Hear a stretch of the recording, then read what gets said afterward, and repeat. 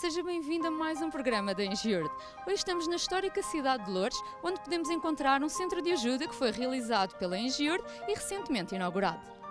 Iremos explorar passo a passo este centro de ajuda e estar à conversa com o engenheiro responsável pela execução desta obra, assim como com o meu colega engenheiro Carlos Alves, que juntamente comigo acompanhou o desenvolvimento deste processo. Não saia daí! Com um valor de 562 mil euros e 7 meses de duração, o novo Centro de Ajuda de Loures, que podemos ver, atualmente em nada se compara ao seu estado inicial. Iremos explicar as várias soluções construtivas que levaram a transformar uma loja degradada num centro de acolhimento tal como vemos hoje, com capacidade para 130 lugares sentados.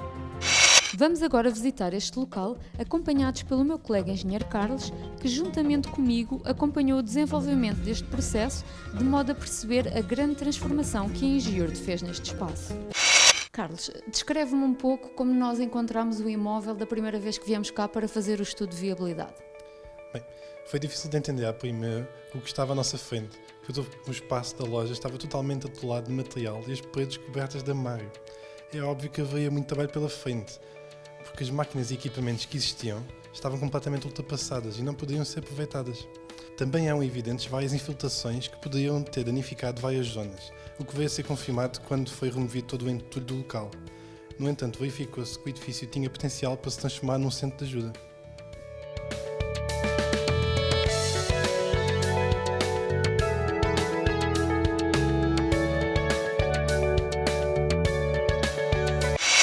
Assim que entramos no corredor de entrada deste centro de ajuda, podemos encontrar à nossa esquerda as instalações sanitárias públicas com uma casa de banho para pessoas de mobilidade reduzida. À nossa direita, encontram-se ainda 3 salas de escolinha bíblica infantil.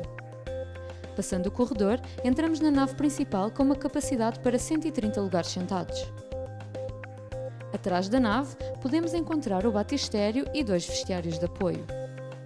Ao subir para o primeiro andar pelo exterior, podemos encontrar 3 salas de apoio, instalações sanitárias, um terraço e ainda um sótão aproveitado na zona do telhado. Carlos, estamos agora aqui nas EBIs. Tendo em conta que isto é um local frequentado por crianças, que cuidados é que nós tivemos em consideração aqui? Bem, a principal diferença destas salas para as restantes é o revestimento vinílico. Como podem verificar, o vinílico dobra para as paredes até uma altura de 1,20 m. Este conceito foi pensado nas crianças, pois o vinílico é um material menos rígido. Assim, caso uma criança caia, não se magoa tanto. Também é um material de fácil manutenção, o que é um fator importante, pois nestas salas é comum arrastar-se as cadeiras e outros objetos contra as paredes, ou até escrever nelas, danificando-as. Assim, com o vinílico nas paredes, isto já não acontece.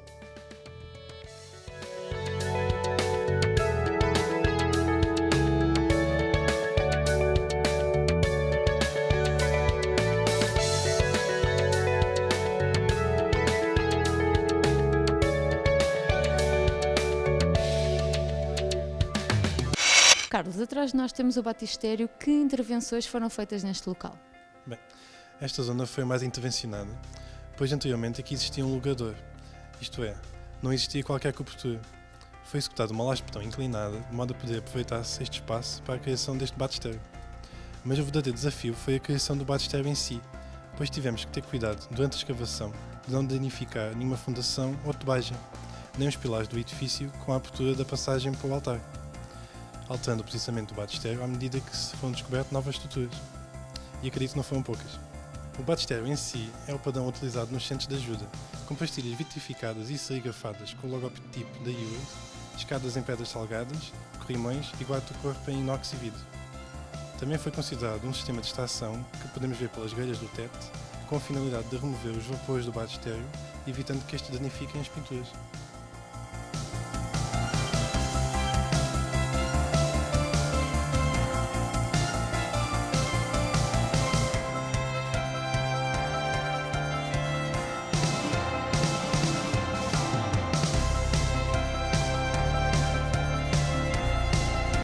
Estamos aqui com o engenheiro Rui Tavares, da empresa Ferbogar, que foi a empresa responsável pela execução deste centro de ajuda. Rui, antes de mais, boa tarde. Que transformações é que foram feitas em geral neste imóvel? Em primeiro lugar, queria agradecer o convite feito pela Engiurde para estar aqui hoje. Relativamente ao que me foi questionado, este espaço inicialmente albergava uma pequena loja de comércio tradicional. Como deve imaginar, não era viável para o efeito pretendido. Como tal, esta obra passou por diversas fases. Iniciámos com demolições e limpezas do edifício, de modo a poder adotar o espaço à arquitetura pretendida. Demoliram-se uma série de paredes de alvenaria, executaram-se escavações, nomeadamente do batistério, removeram-se infraestruturas obsoletas, nomeadamente a climatização, que já não funcionava, nunca tinha sido utilizada ou já não era utilizada há muitos anos.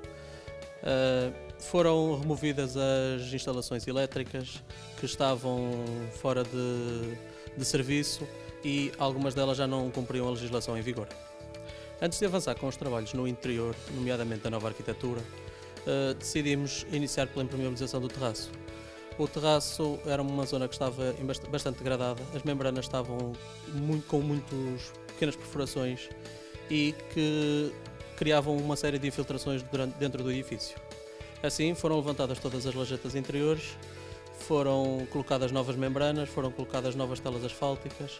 Por cima dos muros colocámos os rufos, de modo a não permitir que a água entrasse por dentro destas membranas. Após a impermeabilização do terraço, poderíamos avançar com os trabalhos no interior sem correr risco de danificar trabalho efetuado.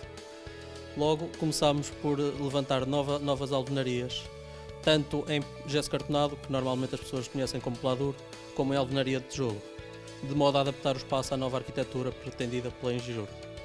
Em simultâneo com o erguer das novas paredes, foram-se iniciando as infraestruturas, nomeadamente ar-condicionado, eletricidade, telecomunicações, tudo materiais de grande qualidade, de modo a ter este efeito final que temos aqui. Por fim, procedemos aos revestimentos de todas as alvenarias, todos os pavimentos, todos os tetos. Nas paredes utilizou-se ou se pintou ou se utilizou o revestimento vinílico. No chão utilizámos o cerâmico ou o revestimento vinílico. Nos tetos utilizou-se estes tetos falsos modulares, de modo a ser fácil além de ser rápido a executar, seria relativamente simples quando fosse necessário uma intervenção, porque são fáceis de retirar e voltar a colocar no mesmo sítio, sem haver grandes estragos no edifício. Engenheiro, nós estamos aqui na nave, nomeadamente neste local, que obras é que se podem nomear assim de maior relevância? Pronto, esta área é um local de destaque de todo o centro de ajuda. Foi tido em consideração o conforto dos membros que frequentam o centro de ajuda, nomeadamente a nível acústico, térmico, de segurança, visual, ou seja, tudo teria que ser levado em conta de início e não depois a meio da obra. A nível acústico, foi executado um sistema construtivo com uma dupla camada de gesso cartonado e uma membrana acústica superabsorvente entre as duas placas, de modo a poderem sonorizar o edifício e a nave, neste caso específico, de todo o exterior. Foi também considerado um isolamento de lã de rocha de alta densidade por cima do teto falso modular, que permite, além de insonorizar o edifício do exterior, permite melhorar o conforto térmico do mesmo. Ainda a nível térmico podemos ver o ar-condicionado que foi colocado, três equipamentos com grande potência, de modo a, num dia como hoje, estar um conforto térmico muito bom aqui dentro do edifício. Não podíamos descurar o nível de segurança do edifício. Como tal, este edifício tem 130 lugares sentados, nós teríamos que considerar que poderia, porque as coisas acontecem, haver uma emergência, um problema qualquer cá dentro. Como tal, foram colocados detectores de incêndio, foi criada uma rede de cartéis, foi aberta uma porta de emergência extra, de modo a poder evacuar o edifício o mais rapidamente possível. Podemos ainda destacar na nave o elemento principal da nave, que é o altar. Este é um elemento que foi considerado de uma maneira particular e dado um destaque principal.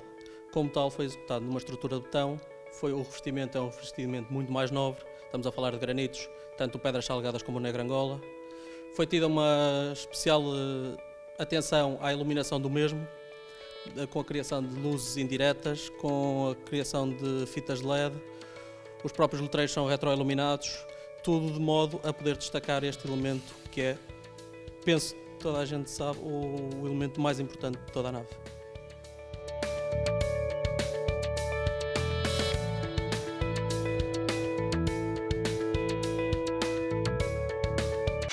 Estamos aqui no Centro de Ajuda de Loures com a Dona Diana, que é um membro frequentador aqui do Centro de Ajuda. Dona Diana, eu sei que já frequentava o Centro de Ajuda no espaço anterior. Quais é que são assim as maiores diferenças que consegue ver entre os dois? É uma mudança, a diferença total, não é? Porque lá aquele espaço era praticamente 5% desta igreja. Não tinha ar-condicionado, no verão não dava para estar dentro, né? Porque era muito calor, havia filtração nas paredes. Em relação, portanto, se o pastor quisesse passar um vídeo, projetar, portanto, víamos com muita dificuldade, o som também não era nada muito bom, né? Portanto, nós lá tínhamos cadeiras, não tínhamos poltronas, portanto, é muito melhor aqui. Ou seja, aqui agora, eu sei que assistiu agora à reunião, sentiu-se bastante confortável. Sim, porque vim lá de fora com muito calor, aqui tem ar-condicionado, é fresquinho, o som também ouve-se muito bem, o vídeo também, o pastor passou um vídeo e via-se muito bem, percebia-se muito bem. É. E diga-me uma coisa, conheceu este espaço antes das intervenções feitas pela Engiur daqui? Sim, aqui era um comércio de rua, né? Vendiam móveis e tudo mais. Pronto, e até o interior não estava como nós estamos a ver agora? Não estava não. Se deseja colaborar com esta ou outra obra específica, faça-o através do site iurd.pt/doações. A Engiurd realiza todas estas obras a pensar no seu conforto e segurança. Se tem alguma sugestão que gostaria de partilhar ou que gostaria de ver realizada na sua igreja, faça-o através do e-mail sugestões@engiurd.com e não se esqueça, visite-nos em iurd.pt/categoria/obras ou através do facebook.com/engiurd.europa.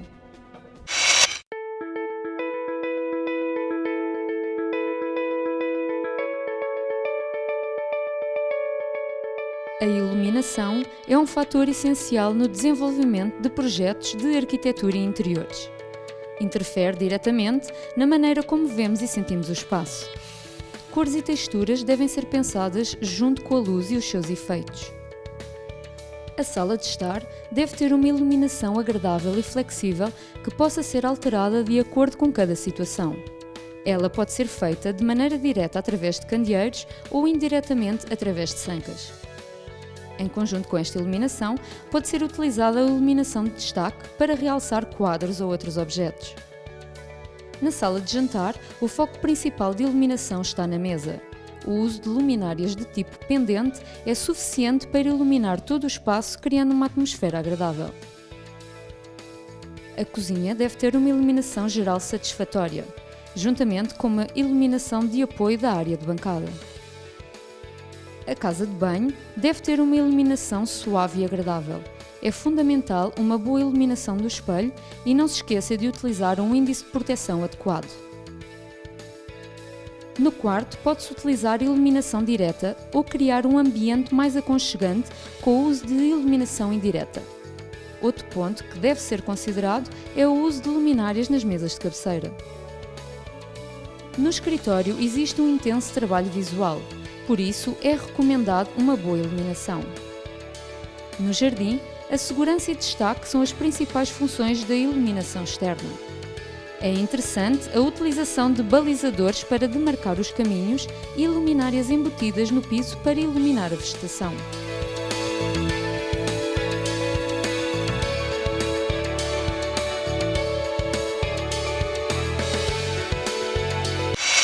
Despedimos-nos para já, mas prometemos voltar para acompanhar mais trabalhos em desenvolvimento pela Engiurd.